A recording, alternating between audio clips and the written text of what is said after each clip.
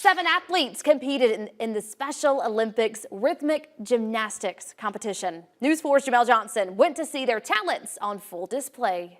The Dothan Divas team put on a show as they wowed the crowd with their skills.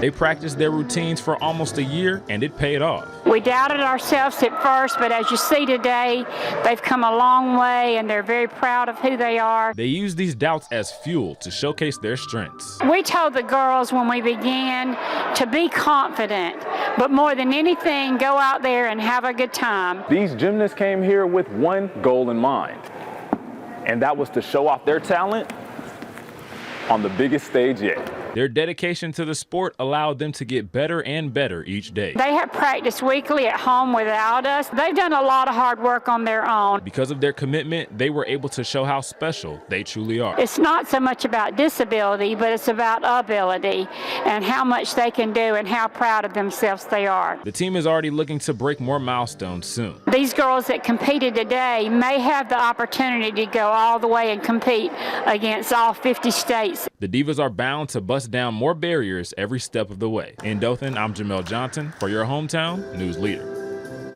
The Dothan Divas will advance to the state competition in May.